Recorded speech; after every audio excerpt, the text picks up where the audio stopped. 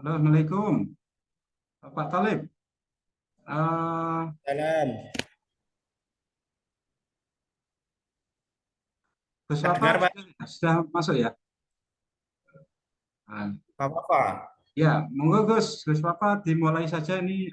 Pak Yai Mufid sudah ada. Ya, Pak Talib juga.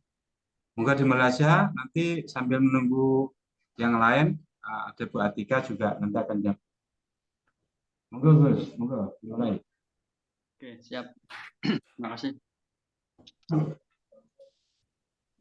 Assalamualaikum warahmatullahi wabarakatuh. Waalaikumsalam warahmatullahi wabarakatuh.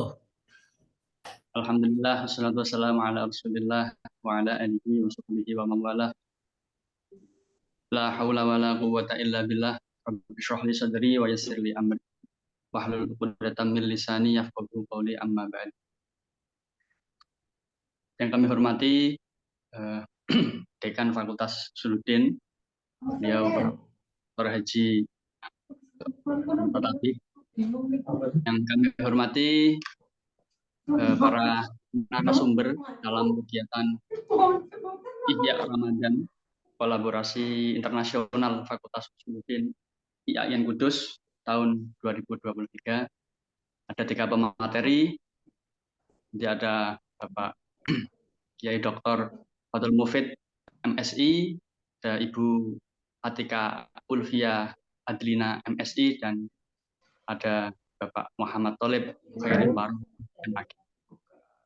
Pertama-tama kita haturkan syukur alhamdulillah karena pada kesempatan yang sangat berbahagia ini, kesempatan dan ini kita dapat melakukan kegiatan yang insya Allah sangat bermanfaat. Ya, itu Ihya Ramadan dari para pemateri-pemateri yang sangat handal di bidangnya. Ya. 2 kalinya sholawat serta salam tentu kita marilah haturkan kepada Nabi Agung Muhammad Shallallahu Alaihi Wasallam yang selalu kita nantikan syafaatnya di hari kiamat nanti. Oke, untuk membuka acara pada siang hari ini, marilah kita bersama-sama membuka dengan bacaan basmalah bersama-sama. Bismillahirrahmanirrahim. Keduanya langsung saja untuk mempersingkat waktu, karena ini ada 3 pemateri dengan tema bulan Ramadan, ya, tinjauan filsafat, tasawuf, dan Al-Quran. Nah, ini dari temanya saja sudah sangat menarik, dan dari para pemateri-pematerinya juga tentunya sangat ahli dalam bidangnya.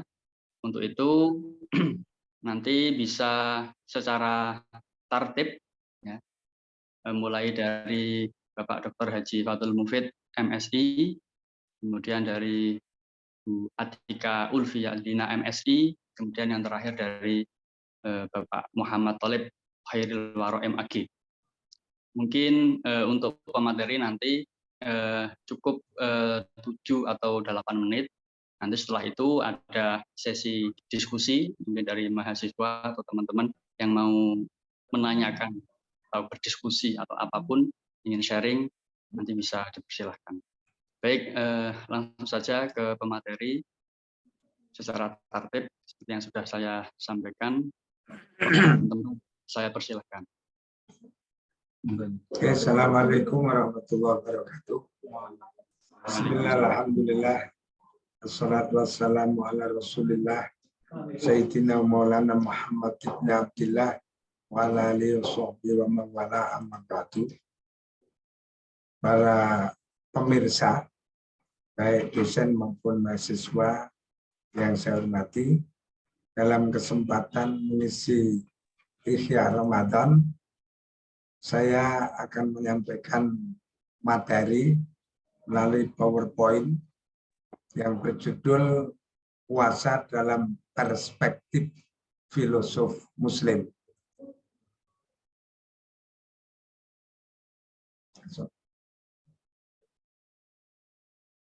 Sebagai mukadimah, para filosof Muslim seperti Al-Farabi dan Ibnu Sina berpendapat bahwa level akal manusia yang mampu berpikir filsafat adalah al-aqlul mustafad, akal perolehan.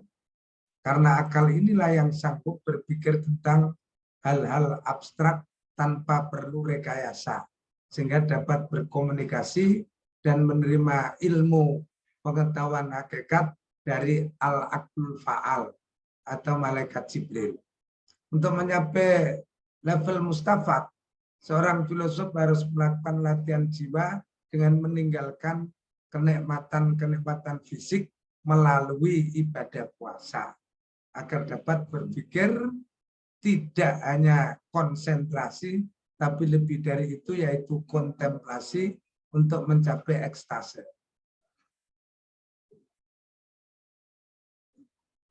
Imam Al-Ghazali membagi 3 tingkatan puasa. Yang pertama, puasa umum, puasa orang awam, yaitu dari dimensi eksoteris. Ada puasa yang hanya menahan diri dari lapar, haus, dan syahwat kemaluan. Kedua adalah puasa khusus, adalah puasa yang tidak hanya menahan diri dari makanan dan syahwat, namun juga panca indera dan anggota tubuh lainnya dari perbuatan dosa dan tercela atau disebut dengan saumul jawari. Kemudian yang ketiga, puasa khawasul khawas atau khususul khusus, adalah puasa yang menahan diri dari hal-hal yang hina, pikiran duniawi, serta menahan diri memimpikan selain Allah Subhanahu wa Ta'ala. Puasa tingkatan ketiga inilah yang dapat mengantarkan pelakunya mencapai level akal mustafad.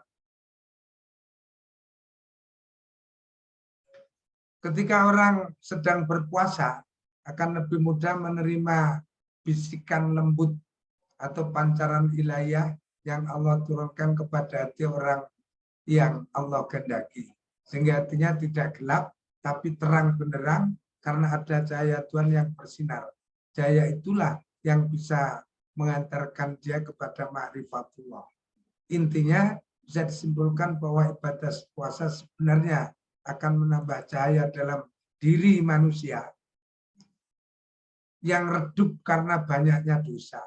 Di samping itu, fungsi puasa adalah mengendalikan diri atau mengontrol diri manusia dari syahwat lahiriah dan batiniah, serta sebagai pelindung dari bisikan setan. Karena puasa dapat mempersempit sel pori-pori manusia yang dijadikan jalan setan untuk menggoda.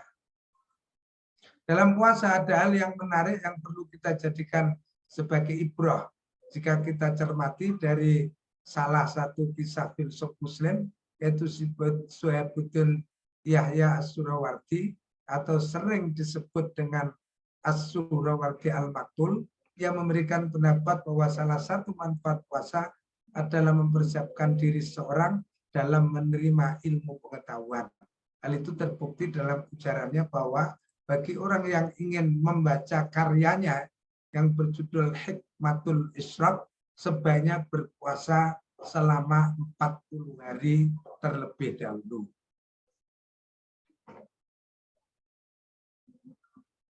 Selanjutnya, dengan berpuasa maka jiwa terkontrol, terkendali, sebagaimana pendapat Ibnu Sina, Imam Syafi'i, Imam Nawawi, dan lain-lain.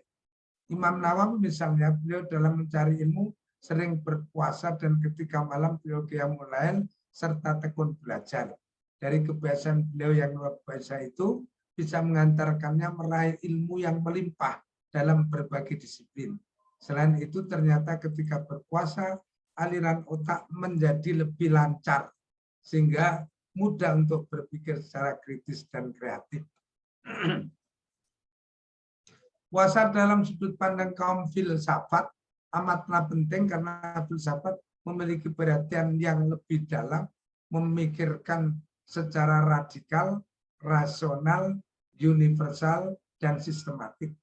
Untuk memajukan pikiran yang dimakan itu filosof Muslim secara umum, para ulama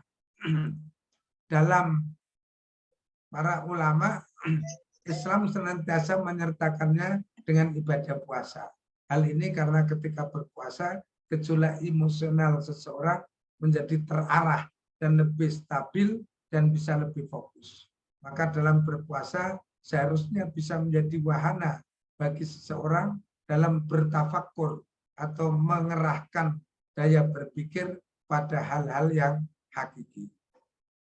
Menurut pandangan Surawardi Al-Maktul, di antara manfaat puasa ialah mempersiapkan diri untuk memperoleh pengetahuan hakiki sebagai ikhwanut tajrid.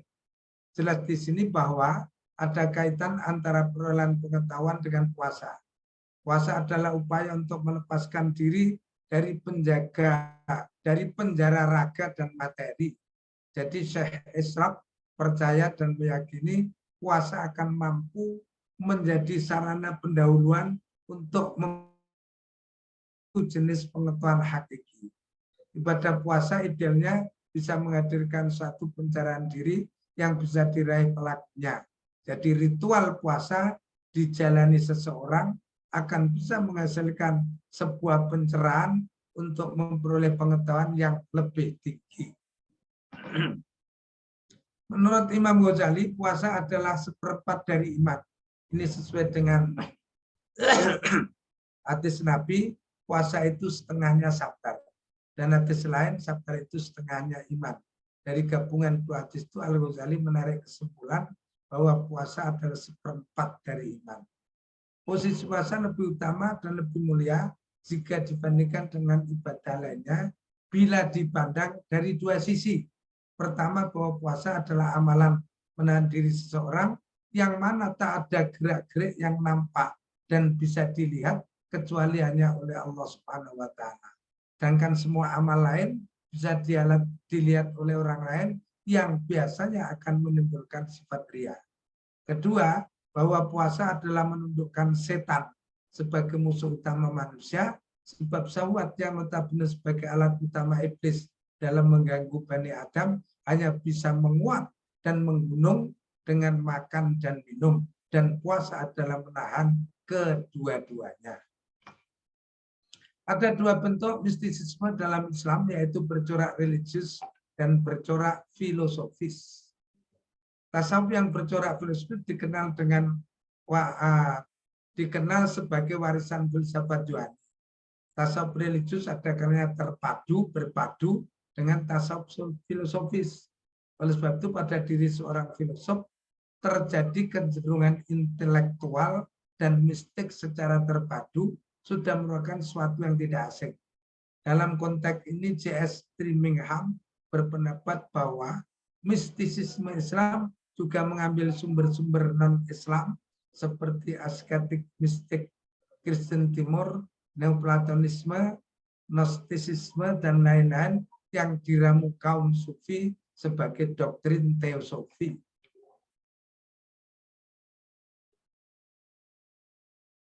Perpaduan antara dua bentuk tasawuf inilah yang menjadi embrio lahirnya teosofi dalam sufisme. Teosofi adalah perpaduan antara visi mistis dengan visi rasional filosofis atau perpaduan antara tasawuf dengan filsafat. akan tetapi orisinilitasnya tidak hilang. Karena para tokohnya meskipun di latar belakang kebudayaan dan pengetahuan yang beraneka, tetap menjaga kemandiriannya sebagai umat Islam.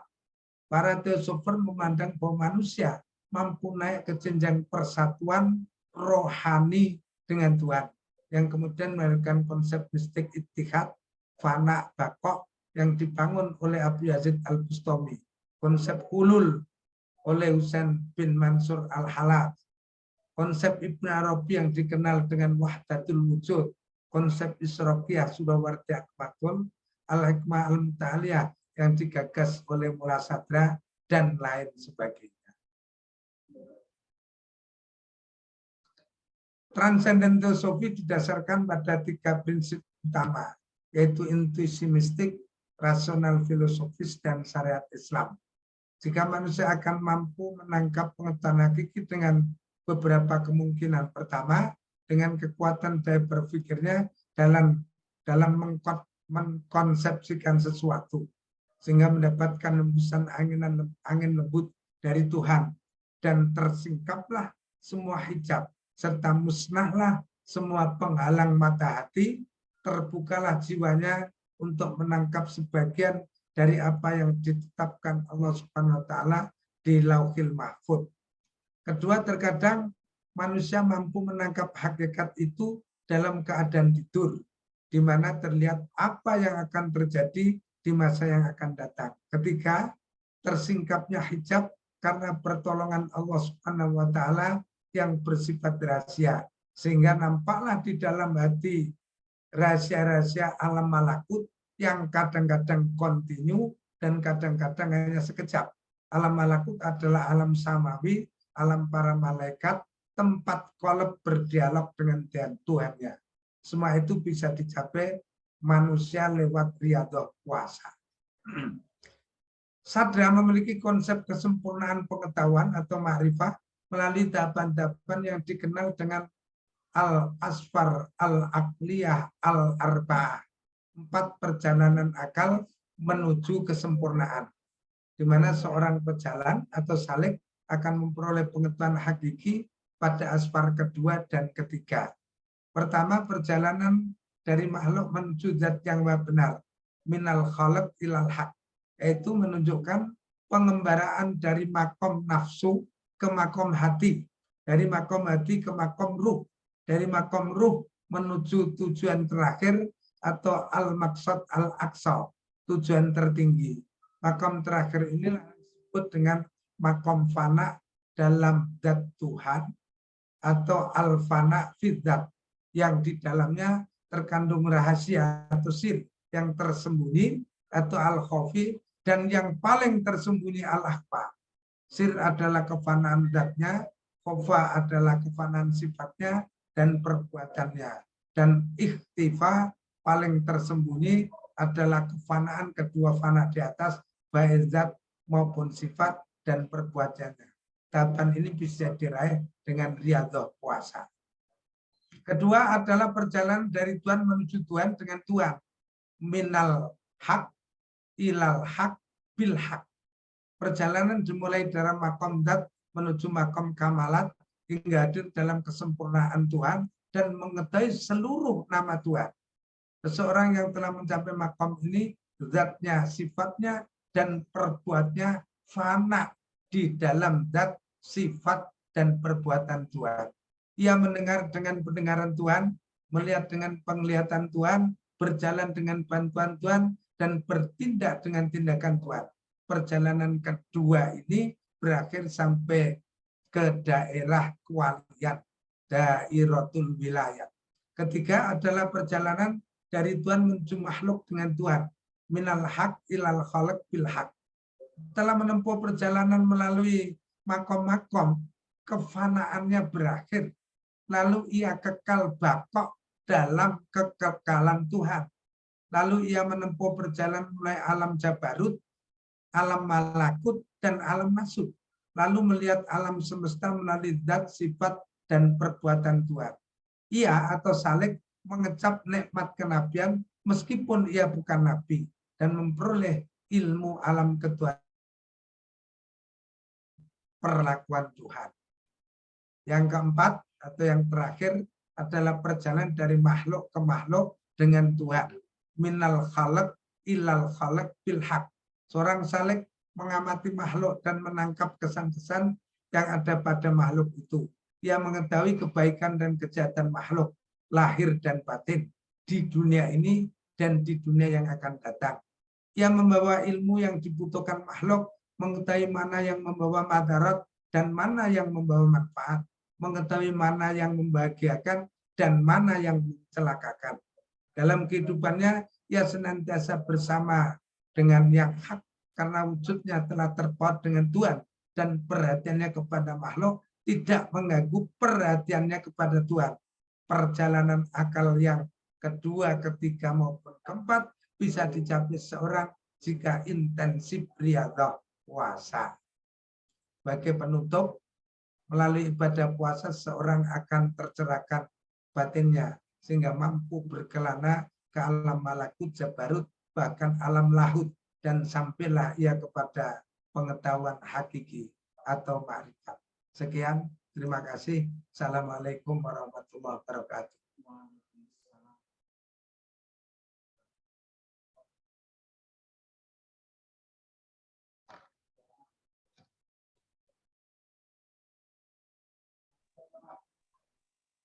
Bu Atika sudah hadir atau belum ini?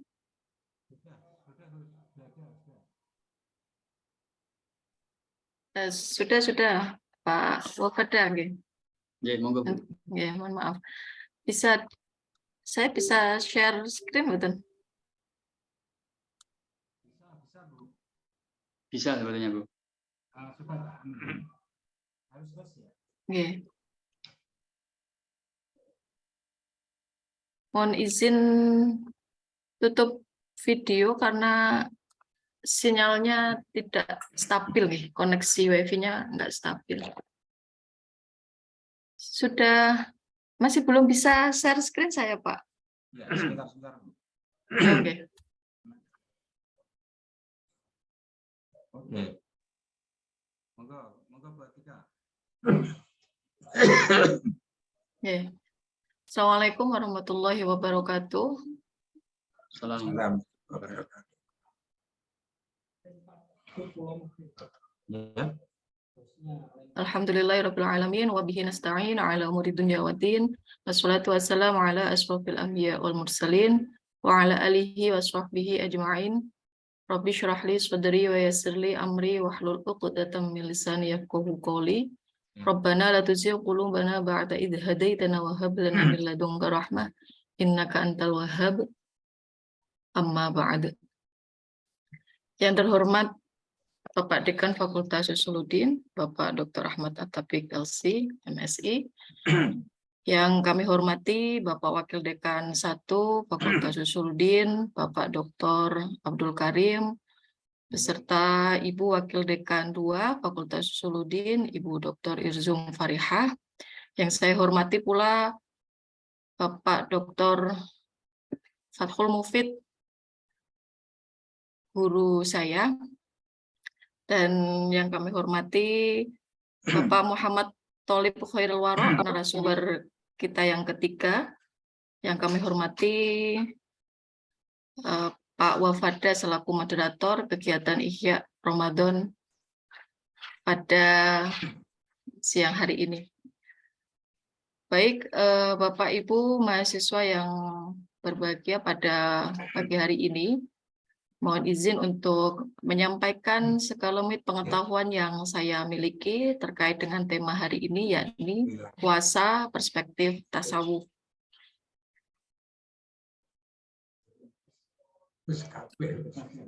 Saya mengutip satu quotes dari Jalaluddin Rumi yang ada dalam buku Rumi, yakni Masnawi jilid 5 bait 2832 tentang puasa adalah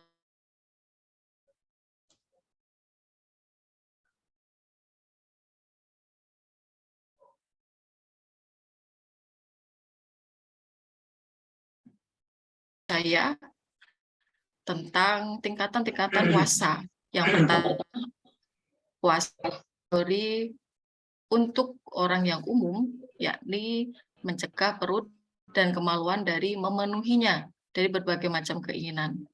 Kemudian yang kedua adalah puasa khusus, pencegahan dari panca indera untuk melakukan hal-hal yang tidak baik. Kemudian yang ketiga adalah puasanya orang yang khawasul khawas, yakni puasanya hati dari segala cita-cita yang hina, mencegahnya daripada selain mengingat Allah SWT. Dan tentu pada pagi hari ini menuju siang, saya ingin, atau bagaimana ya, mari kita sama-sama memaknai puasa dari perspektif tasawuf, tapi dari golongan, untuk golongan kita yang barangkali masih dalam kategori yang puasa-puasa untuk orang-orang yang umum. Puasa untuk orang yang umum saja sudah membawa manfaat bagi kita, apalagi kalau tingkatan puasa manusia bisa semakin meningkat gitu. Nah, puasa menurut perspektif tasawuf adalah sebentuk aktivitas rohani untuk menghidupkan hati. Dan sekaligus membuka tapir-tapir makrifat. Nah, tadi juga sudah disinggung oleh Pak Mufid ya, tentang yang terkait makrifat. Semakin dalam pemanaan suatu perintah, maka kesungguhan dalam menjalankannya pun akan semakin meningkat. Sehingga mari pada kesempatan kali ini kita sama-sama meniatkan hati kita untuk semakin memperdalam pemahaman kita terhadap aktivitas ibadah yang kita lakukan, yang alhamdulillah kita dijumpakan dengan Ramadan kembali pada tahun ini. Puasa dalam konteks tasawuf sosial perlu dilihat dalam lima hal, yakni bagaimana puasa, mari kita maknai sebagai harmonisasi syariat dan tasawuf. Jadi di dalam ritual puasa yang kita lakukan sebenarnya selalu terdapat unsur syariat dan tasawufnya, unsur syariat dan unsur batiniahnya. Kemudian yang kedua, mari juga kita maknai puasa ini adalah sebentuk usaha kita dalam rangka mengharmonisasikan kehidupan dunia dan akhirat. Selanjutnya, harmonisasi relasi Tuhan dan relasi sosial, mari kita maknai puasa kita sebagai latihan untuk menjalin relasi yang harmonis dengan Tuhan dan relasi yang harmonis dengan lingkungan sosial kita. Kemudian yang selanjutnya, tasawuf tidak mesti harus mengikuti salah satu tarekat. Dan yang terakhir, mari kita maknai puasa dengan lebih mengedepankan pada pembinaan moral dalam kehidupan pribadi dan sosial ketimbang mendapatkan keajaiban yang sifatnya supranatural. Mari kita bahas satu persatu. Dalam konteks kaitannya dengan syariat, dalam konstelasi rohani kaum sufi, puasa itu diartikan sebagai menahan lapar, dahaga, dan urusan biologis, tetapi itu adalah sebentuk latihan yang harus kita tempuh sebagai tahapan awal olah batin yang sangat penting. Jadi bagaimana kita bisa mengendalikan unsur batiniah kita ketika unsur lahiriah kita belum mampu kita kendalikan. Dan ini adalah pendidikan moral yang harus kita tempuh. Sehingga ada beberapa ibadah-ibadah dalam Islam yang diwajibkan untuk dilakukan oleh Muslim. Barangkali misalnya tidak diwajibkan, ya kita ini tidak melakukan itu, barangkali seperti itu. Tetapi tentu mengapa puasa diwajibkan adalah sebagai latihan untuk mengendalikan aspek lahiriah kita dalam rangka sebenarnya ingin mengendalikan unsur batiniah kita. Nah, kita sama-sama tahu bahwa jihadul akbar adalah jihad melawan diri sendiri. Nah, agar manusia mudah memahami, mengenali, dan mengendalikan diri kita. Diri itu apa sih? Diri itu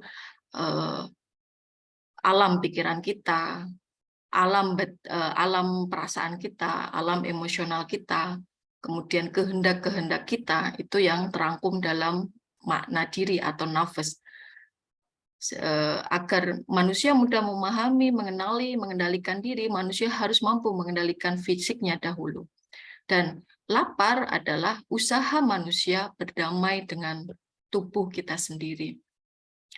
Barangkali kita ini sudah hidup berpuluh-puluh tahun ya. Saya sendiri sudah hidup selama alhamdulillah 35 tahun. Tetapi saya amat jarang sekali melakukan dialog-dialog yang bermakna, yang dihadapkan pada tubuh kita sendiri. Saya jarang berterima kasih kepada tangan saya jarang berterima kasih kepada mata saya yang selama 35 tahun sudah menemani saya untuk bisa melihat hal-hal yang indah dalam bumi ini. Saya jarang berterima kasih kepada telinga saya, tubuh saya, dan lain sebagainya.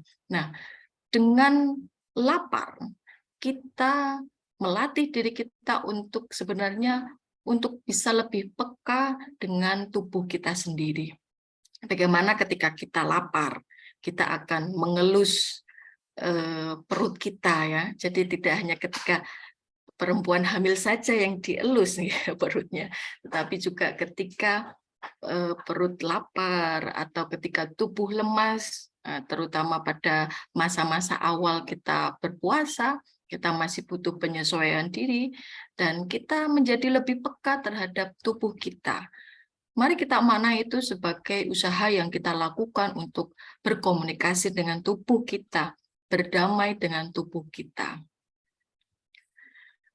Lapar adalah latihan diri untuk sadar terhadap apa yang manusia masukkan ke dalam tubuh, apa yang kita makan, apa yang kita minum. Karena penantian selama kurang lebih mungkin sekitar 13 jam kita tidak makan, tidak minum, kemudian kita berbuka puasa, kita tentu pelan-pelan didahului dengan membaca doa, kemudian menyantap minuman manis terlebih dahulu, kemudian baru makan, ada yang makan kecil, ada yang langsung makan besar, dan seterusnya. Tahapan demi tahapan itu adalah sebenarnya usaha yang harus kita maknai dalam rangka menyadarkan kita terhadap apa-apa yang kita masukkan dalam tubuh kita. Barangkali selama kita tidak puasa sebelum puasa Ramadan kemarin, kita apa aja kita masuk, makanan apa saja kita masuk, minuman apa saja kita masukkan tanpa kita perlu menyadari itu. Tidak ada kesempatan untuk menyadari itu karena kemudahan-kemudahan yang didapat ketika kita tidak menjalankan ibadah puasa.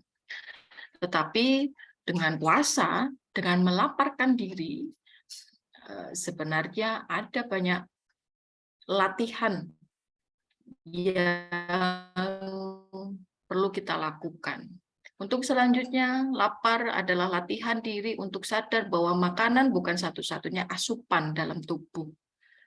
Barangkali juga ketika kita terlalu rakus makan berbagai macam makanan ketika buka, kemudian kita terengah-engah karena kita terlalu banyak makan ya, kita terlalu banyak memakan sesuatu, meminum sesuatu dalam waktu yang singkat, kita lalu terengah-engah.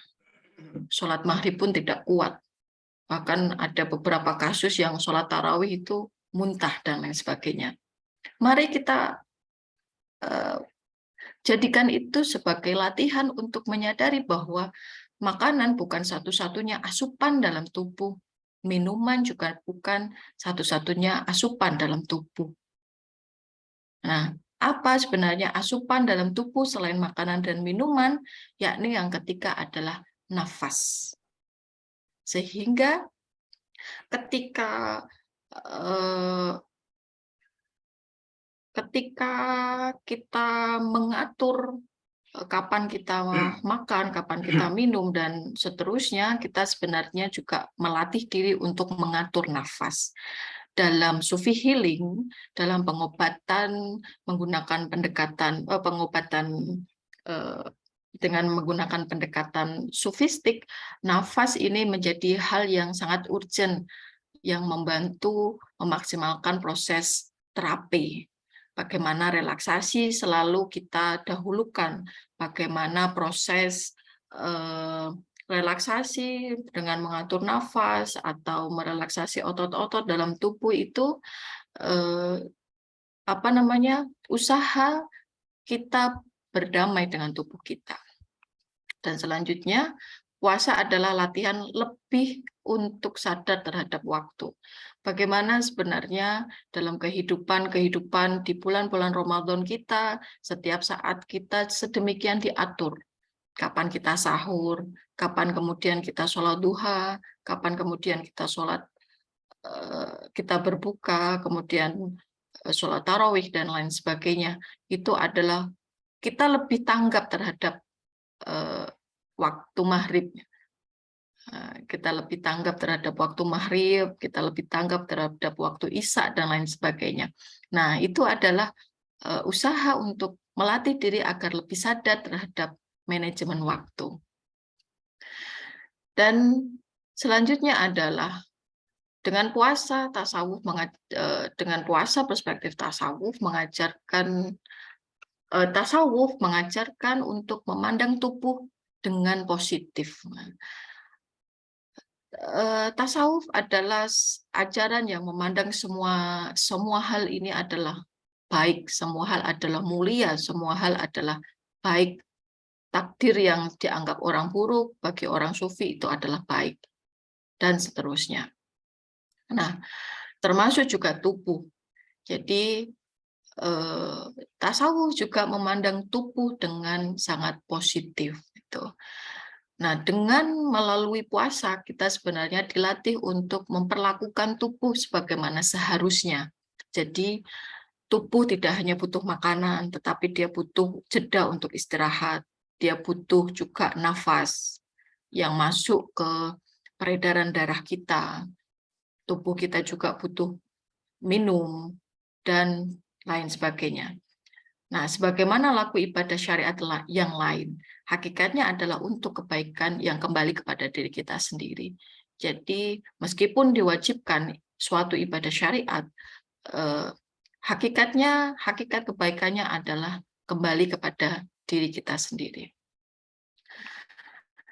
Kemudian yang selanjutnya, mari kita maknai puasa ini sebagai harmonisasi dari dimensi dunia dan akhirat. Sebagaimana ditulis oleh Jalaluddin Rumi, jadilah kosong, lalu merataplah seperti indahnya ratapan bambu seruling yang ditiup pembuatnya. Kenapa Jalaluddin Rumi dari sekian banyak alat musik ya, kenapa Jalaluddin Rumi ini menggunakan seruling bambu untuk contoh gitu. Karena seruling itu hanya bisa mengeluarkan suaranya dengan indah ketika ada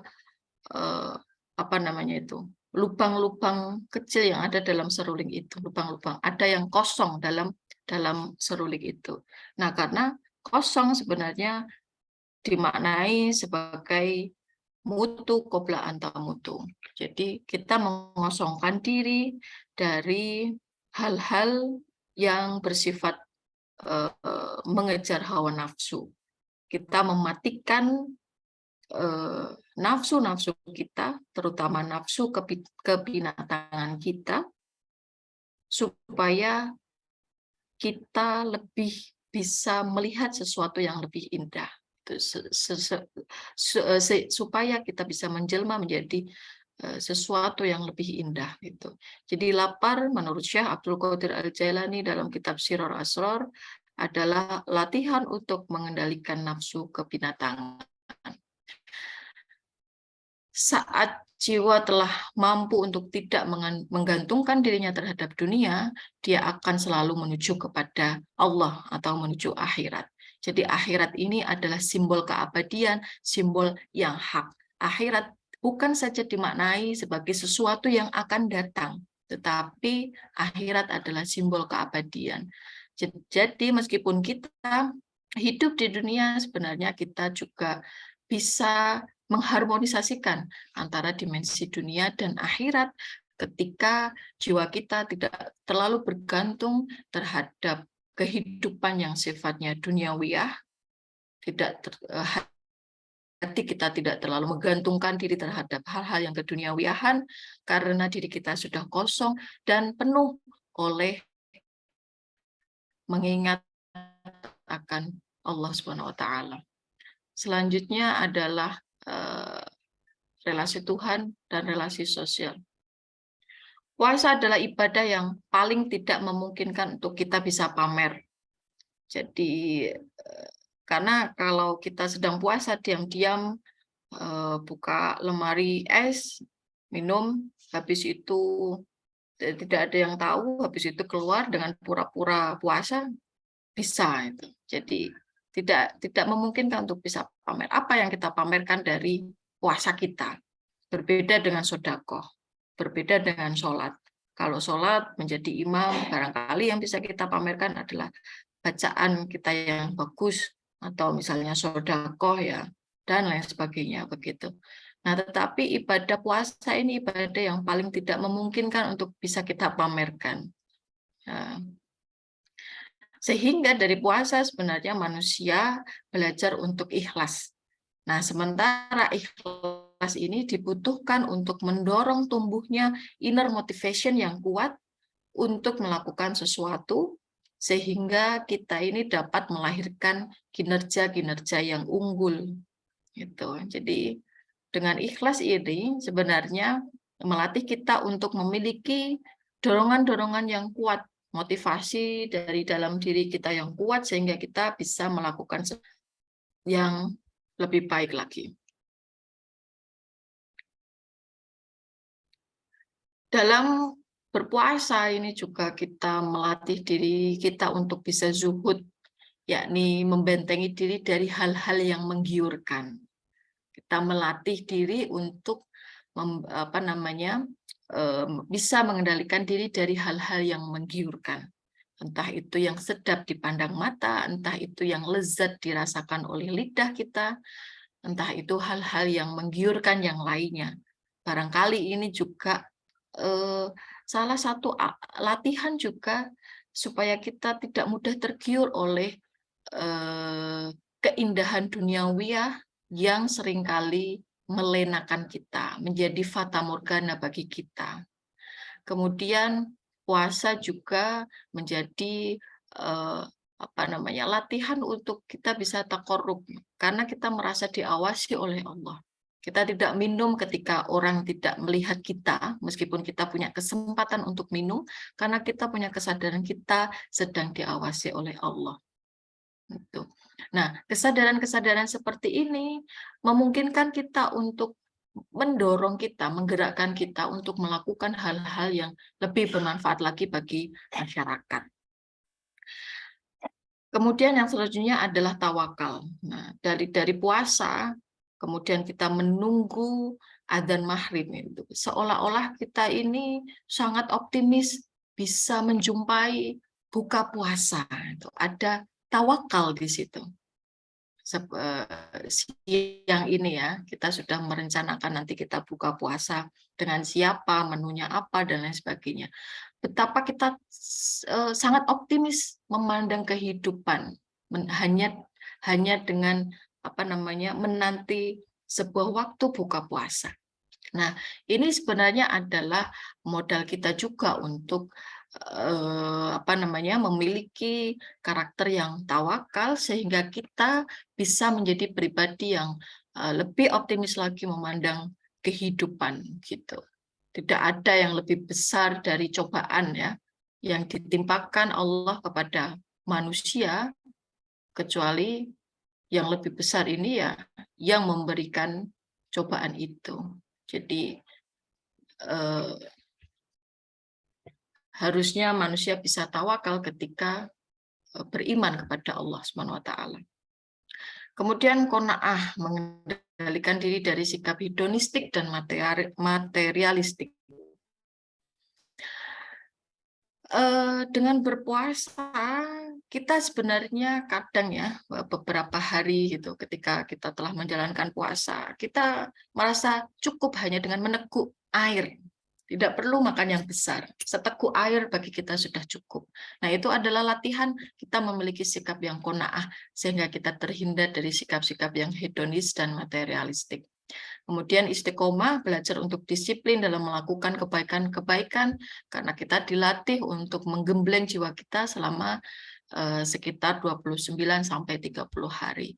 Dan ini adalah modalitas karakter yang dibutuhkan dalam kehidupan agar terhindar dari kerusakan. Nah, kemudian yang selanjutnya adalah puasa dan sufi healing. Pada umumnya ketika membicarakan syariat, kata puasa dikaitkan dengan kata siam. Tetapi Mbak Atika mungkin bisa ada dipersingkat. Dipersingkat. Baik. Kalau dipersingkat ya Karena ini masih ya. ada Pak. Nggih. Ngapunten. Nah, enggak apa-apa, Pak. Jadi ini yang terakhir adalah mari kita maknai puasa ini sebagai puasa dalam hal puasa bicara, puasa mendengar, dan puasa melihat juga. Puasa bicara, kita menjaga lisan kita, kurangi bicara-bicara kita. Puasa mendengar, kita kurangi pendengaran-pendengaran kita dari hal-hal yang tidak bermanfaat. Dan puasa melihat, kita juga harus maknai dari menjaga, dari melihat sesuatu yang menimbulkan keinginan-keinginan yang tidak terpuaskan. Itu. Nah, baik Pak Wafadak ya, saya kira itu slide yang terakhir. Kadang pada saat kefakiran itu engkau bisa mendapatkan kelebihan karunia dan kebesaran dari Allah yang tidak bisa engkau dapatkan dengan puasa dan sholat. Kaul dari Syekh Ibnu Athaillah asalkan dari Al-Hikam. Baik Bapak Ibu, teman-teman mahasiswa yang dirahmati Allah SWT, demikian sekelumit penyajian yang wallahu alam bishawab ya. Mudah-mudahan kita selalu diberikan hidayah oleh Allah SWT. Terima kasih. Wassalamualaikum warahmatullahi wabarakatuh.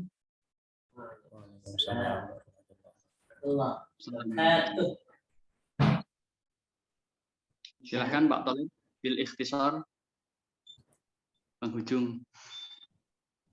Oke, terima kasih.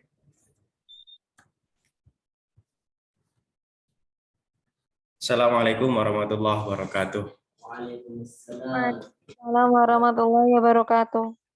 Bismillah, alhamdulillah, salatu wassalamu ala rasulillah Muhammad ibn Abdillah wa ala alihi wa sahbihi ajma'in amma ba'dah. Yang terhormat Dekan Fakultas Usuluddin Bapak Dr. Haji Ahmad Taufik LC MSI, serta Wakil Dekan 1 dan 2, Bapak Ibu narasumber pada kesempatan siang hari ini, Bapak Dr. Abdul Mufid yang kami hormati, yang kedua Ibu Atika MSI ya, saya lupa ininya. Para peserta, mahasiswa, mahasiswi yang hadir pada kesempatan siang hari ini yang saya muliakan. Alhamdulillah pada narasumber pertama tadi sudah disampaikan terkait dengan puasa perspektif tasawuf dan filsafat. Ya. Untuk di sesi yang terakhir ini, saya kebagian puasa perspektif Al-Quran. Dalam hal ini, saya hanya ingin membahas secara singkat puasa perspektif dalam tataran tafsir sastrawi yang digagas oleh Amin Al-Khulli. Saya memfokuskan pada teks yang ada dalam Al-Quran, yaitu Quran Surah Al-Baqarah ayat 183-184, Ya ayyuhalladzina amanu kutiba alaikumusyamu kama kutiba alal ladzina min qablikum la'allakum tattaqun ayyaman ma'dudat ila akhirih. Nah, ini saya beri judul puasa itu ibadah yang berat atau ibadah yang ringan. Ini nanti bisa dilihat di sini kira-kira yang berat atau yang ringan. Pada dasarnya ibadah puasa ini merupakan ibadah yang berat untuk dilaksanakan. Kenapa? Karena dalam prakteknya umat Islam diharuskan untuk tidak melakukan hal-hal yang biasa dikerjakan setiap hari dan bahkan dianjurkan. Ya, kita tidak bisa tutup mata ya, bahwa banyak sekali di sana mereka dengan alasan apapun, dengan alasan yang ya kadang remeh, kadang mungkin memang berat, mereka tidak memilih untuk tidak berpuasa. Kenapa? Karena memang pada dasarnya puasa ini adalah suatu ibadah yang cukup berat untuk dilaksanakan, untuk dilakukan. Karena di sana kita diperintahkan untuk meninggalkan hal-hal yang setiap hari kita laksanakan, yang biasa kita kerjakan. Makan, minum, itu kebutuhan sehari-hari kita, secara biologis kita butuh makan, butuh minum. Itu dilarang oleh Allah Subhanahu wa taala ketika kita sedang berpuasa. Kemudian berhubungan dengan suami, dengan istri, itu juga ketika berpuasa dilarang. Padahal itu ketika sudah menikah itu adalah dikatakan sebuah ibadah, tapi itu dilarang. Nah, maka di sini saya mengatakan bahwa puasa ini adalah ibadah yang cukup berat untuk dilaksanakan. Nah, dari statement itu kita bisa merujuk atau bisa mengambil dari kata kutiba. Ya ayyuhalladzina amanu kutiba alaikumusiyam. Ada kata-kata kutiba. Nah, di sini disebutkan dalam bentuk majhul yang mengartikan akan beratnya pelaksanaan ibadah puasa sehingga oleh Allah itu tidak dinisbatkan kepada dirinya, yaitu Allah Subhanahu wa taala. Secara urutan mushaf, ayat ini jatuh setelah ayat-ayat yang membicarakan tentang qisas dalam pembunuhan dan dilanjutkan ayat tentang wasiat bagi orang-orang yang hendak meninggal. Keduanya memakai kata kutiba. Kutiba alaikumul qisasu fil qatl. Yang kedua, kutiba alaikum idza hadara ahadakumul maut. Ya. Keduanya memakai kata kutiba. Nah, kata kutiba ini punya makna bahwa ini adalah sesuatu perkara yang cukup berat untuk dilaksanakan. Yang pertama tentang qisas, yang kedua tentang wasiat bagi mereka yang hendak menghadapi maut.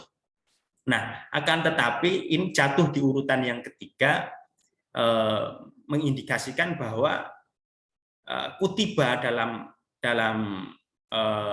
Al-Baqarah ayat 183, kutiba alaikumusiyam, ini berat, tapi beratnya itu tidak seberat kutiba yang pertama dan yang kedua.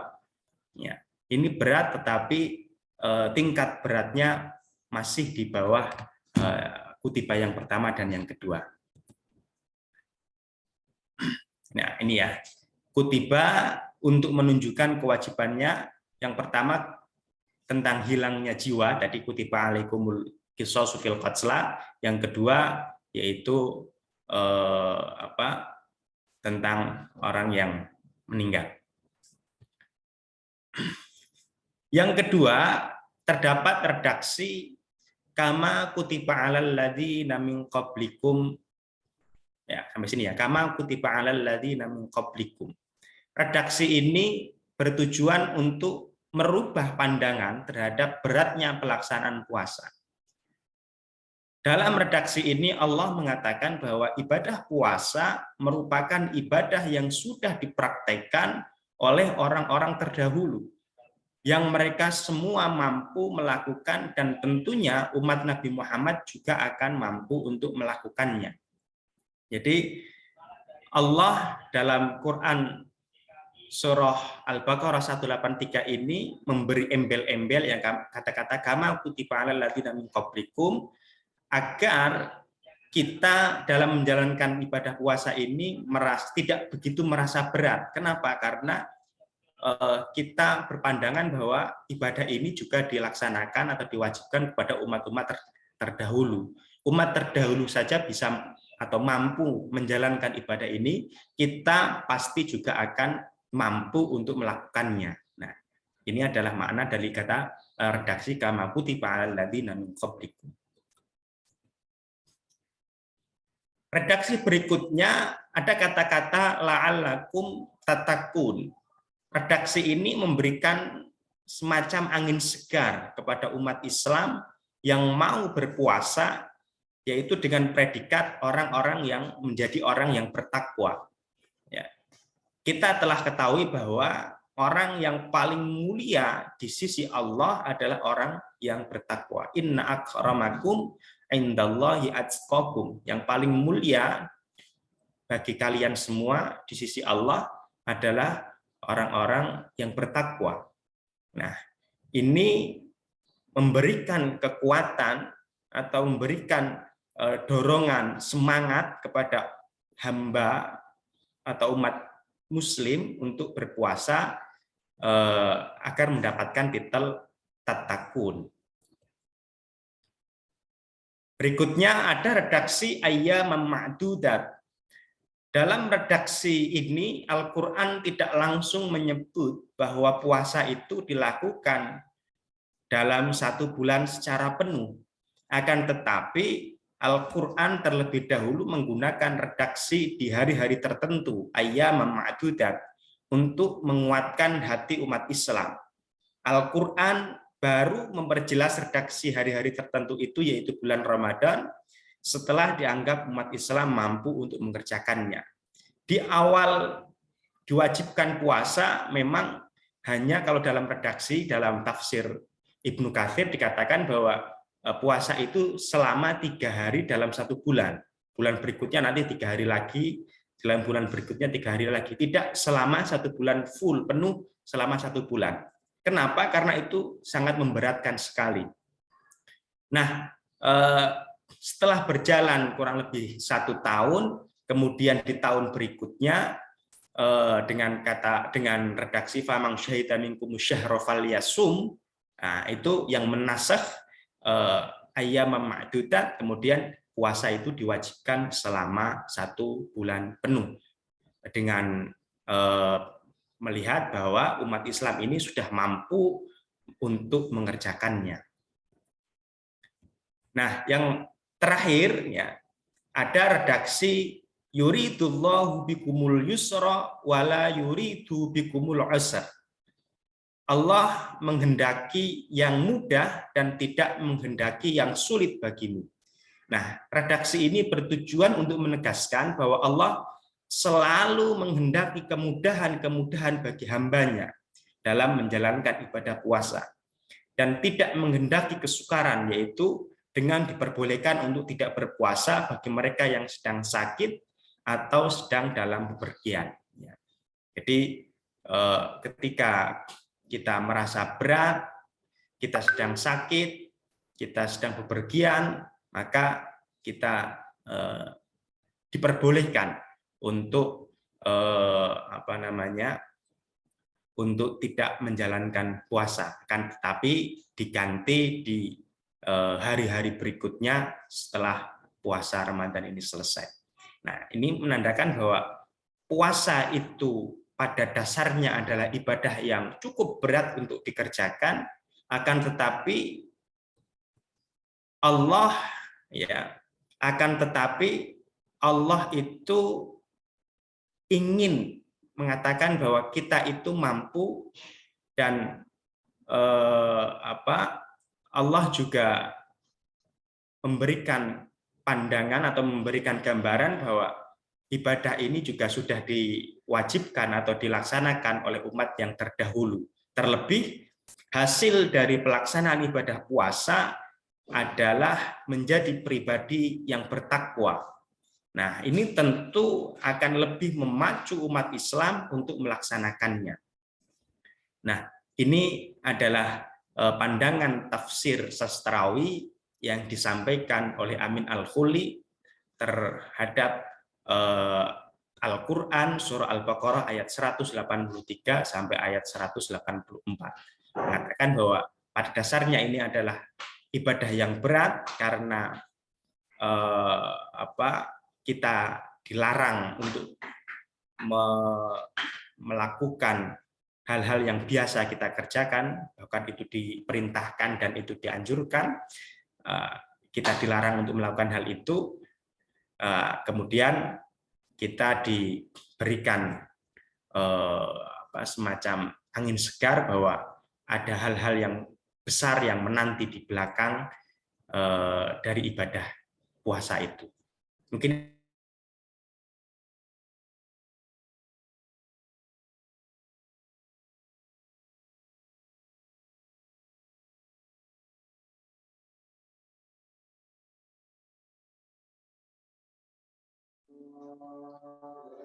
Baik, terima kasih kepada para pemateri yang sudah memberikan pencerahan-pencerahan kepada kita semua, dan saya lihat pematerinya para narasumber ini sangat on fire sekali karena ini waktunya sebenarnya sudah habis untuk materi saja. Jadi belum masuk ke pertanyaan, waktunya sudah habis. Tapi supaya tidak mengecewakan para peserta, tetap kita buka sesi tanya jawab. Mungkin cukup dua penanya, ya. Cukup dua penanya. Terserah mau nanya kepada Pak Mufid, Bu Atika atau Pak Tholib. Nah, ini kita membahas puasa dalam tiga perspektif, gitu ya. Sangat menarik sekali. Untuk itu silahkan yang mau bertanya bisa langsung mic-nya dihidupkan atau raise hand. Silahkan. Mas-mas atau mbak-mbak.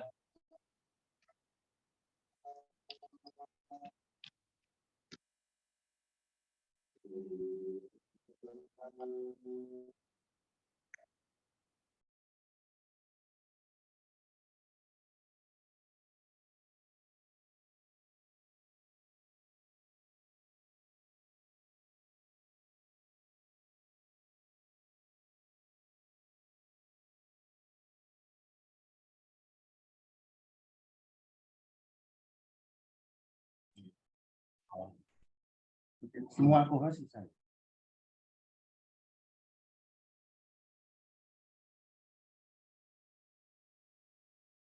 Itu di chat Gus ada pertanyaan, monggo, dari Nur Abid ya, Nur Abid ini.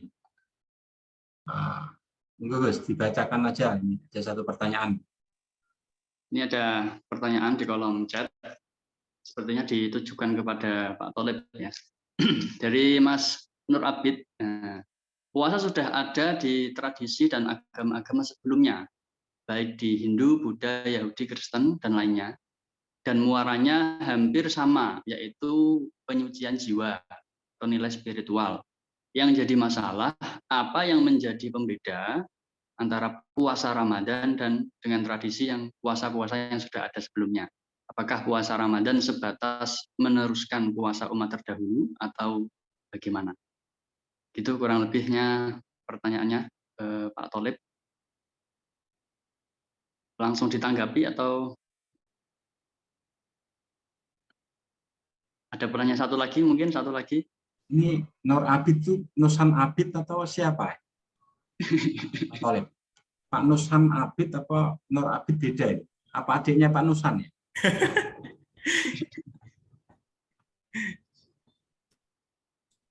Itu Nur. Oke. Mungkin itu bisa ditanggapi dulu pertanyaan pertama, Mas Tholib. Nanti pertanyaan dua. Saya tanggapi semampu saya ya. Nanti mungkin Mas Wafada dan pemateri yang lain atau peserta boleh menambahkan. Pertanyaannya tadi kurang lebih saya ambil yang terakhir, apakah puasa Ramadan sebatas meneruskan puasa umat terdahulu saja ya? Oke. Saya mengutip tafsirnya Ibnu Katsir, dikatakan Ibnu Katsir mengutip ayat surah Al-Maidah, likullin ja'alna minkum syir'atan wa minhaja walau sya'allahu la ja'alakum ummatan wahidah walakin liyabluwakum fi ma atakum fastabiqul khairat. Kurang lebih artinya, untuk tiap-tiap umat di antara kalian kami berikan aturan dan jalan yang terang. Sekiranya Allah menghendaki, niscaya kalian dijadikannya satu umat, tetapi Allah hendak menguji kalian terhadap pemberiannya kepada kalian, maka berlomba-lombalah berbuat kebajikan. Pada dasarnya setiap umat, ya, setiap nabi, likullin ja'alna ummatan, ya, syir'atan wa minhaja, ya, punya syariat, punya manhaj yang sendiri-sendiri, yang berbeda-beda. Walaupun secara esensi mungkin punya tujuan-tujuan yang mungkin sama, misalkan tauhid, ya, misalkan beribadah mengesahkan kepada Tuhan, kepada Allah, itu mungkin sama. Akan tetapi syariat atau tata caranya mungkin berbeda. Nah, seperti puasa sendiri itu dikatakan tadi dalam beberapa hadis, kalau merujuk pada awalnya itu hanya 3 kali dalam 1 bulan, itu seperti puasa pada umat-umat terdahulu. Mulai Nabi Nuh dikatakan di situ, mungkin bisa dicek nanti ya dalam tafsir. Mereka sudah berpuasa, akan tetapi puasanya modelnya yang semacam itu. Nah, untuk model-model puasanya juga mereka juga punya model-model yang berbeda. Misalnya Maryam juga punya puasa sendiri. Maryam itu falan ukallimal yauma insiya, ya, Maryam itu berpuasa untuk tidak puasanya tidak berbicara. Nah, mungkin kalau sedikit yang saya ketahui, ya, dengan antara puasa yang disyariatkan pada umat Nabi Muhammad dengan umat terdahulu ada kemiripan, tapi memiliki tata cara yang berbeda-beda. Mungkin itu. Mungkin ada yang mau menambahi, monggo silakan. Mas Wafada mungkin mau menambahi. Oke, terima kasih. Saya kira jawabannya sudah sangat mantap, jadi tidak perlu saya tambahi. Karena ini ada pertanyaan selanjutnya. Saya bacakan, sepertinya ini ditujukan ke Pak Mufid dan Mbak Atika, ya, terkait tingkatan-tingkatan puasa. Assalamualaikum, izin bertanya. Tadi tingkatan puasa itu ada puasa umum, puasa khusus, dan puasa fasul khawas. Nah, ini pertanyaannya, bagaimana cara kita untuk meningkatkan puasa ke level yang lebih tinggi? Ya, karena puasa yang umum saja sudah sangat berat untuk dijalankan. Mohon masukannya. Monggo kepada Bu Atika atau Pak Mufid. Nah, ini para filsafat dan filosof kita bisa menjawab dan menanggapi.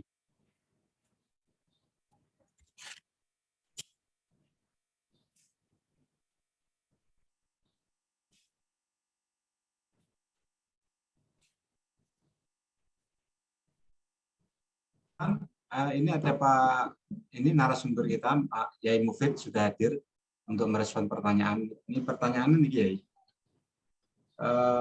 Tingkatan puasa itu puasa umum, khusus, dan puasa lawas. Bagaimana cara kita untuk meningkatkan puasa ke level yang lebih tinggi, tidak hanya tataran level umum saja. Trik-triknya, ya. Monggo, ya, dijelaskan.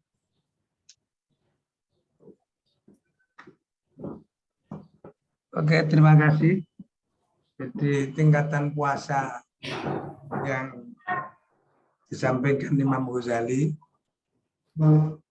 jadi saumul awam, saumul khawas, dan saumu khawasil khawas itu sangat terkenal. Jadi di Bu Atika juga disampaikan. Nah, bagaimana cara meningkatkan dari puasa awam ke puasa khawas. Itu ya dengan keseriusan, dengan sebuah perjuangan untuk mengendalikan panca indera kita dari berlaku maksiat. Misalnya kita harus mengendalikan mata. Nah, supaya mata kita terkendali, ya jangan kita datang ke tempat-tempat yang bisa menyebabkan maksiat mata. Telinga kita supaya bisa terkendali, kita ya jangan jagungan dengan orang lain, nanti akan menjadikan telinga kita mendengar hibah. Menjaga lisan kita, ya sama seperti itu. Sehingga kita supaya bisa naik ke level khawas, itu kita harus melakukan upaya-upaya supaya menghindarkan panca indera kita dari kemungkinan-kemungkinan melakukan maksiat. Nah, caranya gimana? Ya, dengan menekuni berbagai macam wirid atau ibadah sehingga bisa terkendali. Nah, untuk yang ketiga, dari level khawas ke khawaskul khawas itu memang level yang sangat tinggi karena supaya bisa mengosongkan hati dari selain Allah. Dan kalau sudah begitu, itu berarti kita berupaya menjadi orang yang telah mencapai hakikat. Dan untuk mencapai hakikat itu tidak hanya mengendalikan panca indera dari perilaku maksiat, tapi bagaimana bisa menjaga hati, qalb dari merasa atau dari rasa jauh selain Allah. Nah, itu untuk level ini bagi kita mungkin masih sulit karena itu adalah level orang-orang yang telah mencapai hakikat. Tapi bagaimanapun kita tetap harus berupaya supaya hati kita itu selalu ingat kepada Allah dan tidak ingat kepada selain Allah. Nah, trik yang utama itu adalah dengan zikir anfas. Untuk mencapai itu adalah dengan zikir anfas. Yaitu setiap keluar masuknya nafas kita, Allah, Allah, Allah. Kalau itu sudah tamkin di dalam hati kita, maka tidak ada yang ada di dalam hati kita kecuali hanya Allah. Itulah puasa khawasul khawas. Terima kasih.